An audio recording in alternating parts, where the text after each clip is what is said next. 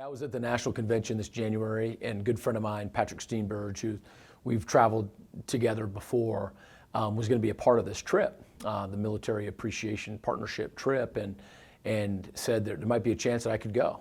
And I was obviously really excited about that opportunity. Had to figure out when it was going to be and how it would all work, but that was my connection to the trip.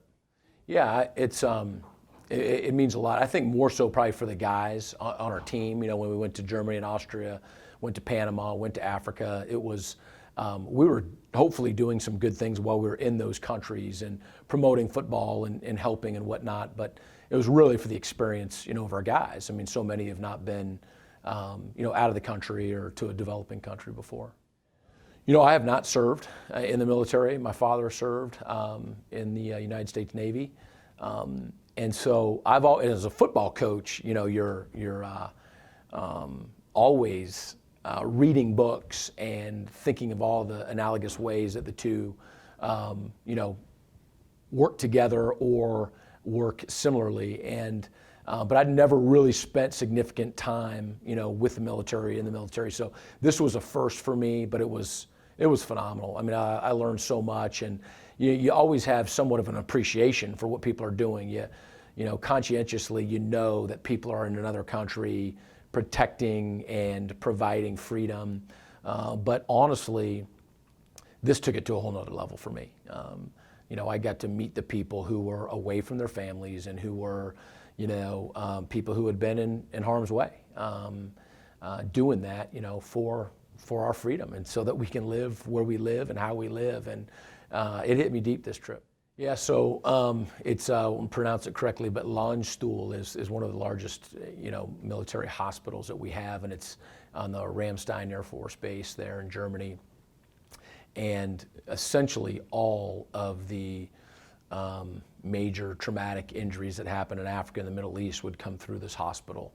And thankfully, it's not as busy right now as it has been, but there's still patients there. And you know, even just meeting the staff, the nurses and the docs, and they're part of the military, you know, and serving in that way. And you could just see the passion that they had for doing what they're doing, and got to meet some patients as well. And yeah, it absolutely brings it home. I mean, you can imagine when the hospital is busy, what that place would be like. And you know, again, it's something that I think for those who are like me back here, that's not on the front of your mind as often as it should be.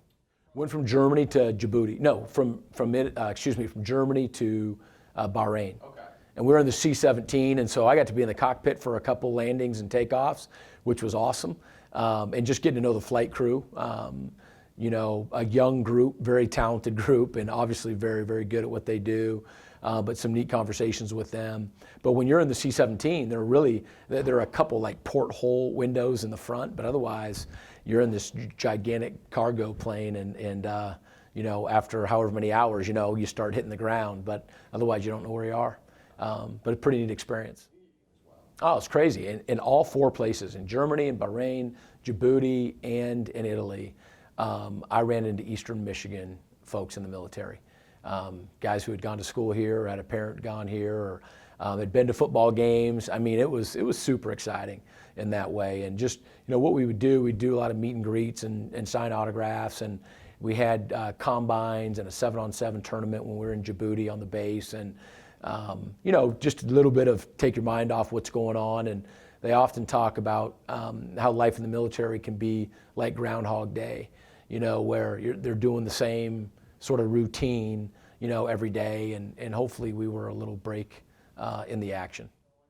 I really tried to keep my expectations down, to be honest with you, and we were pretty busy, you know, all the way up with the recruiting and whatnot, getting up to the trip, and so I did not have a whole lot of expectations. I just, you know, if there was something that I could do to be a part of it, to help, I wanted to do it, you know, and try to find my role, you know, with the trip and with the group.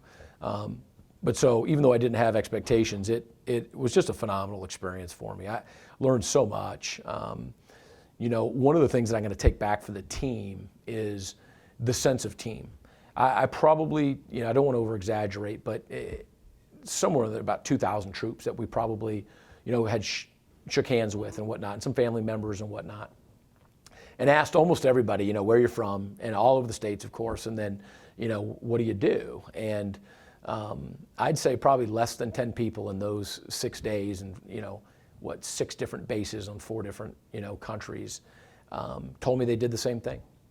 And so again, for someone who has not spent time in the military, it is like a United States, military base in a foreign country. It's like a city. I met dentists, I met people who packed parachutes, I met cybersecurity specialists, I met mechanics, I met firemen, and then you meet infantry, you meet people who are flying the planes, but you also have people who are unloading the planes, you meet people who are taking care of the airport, and it's fascinating to me.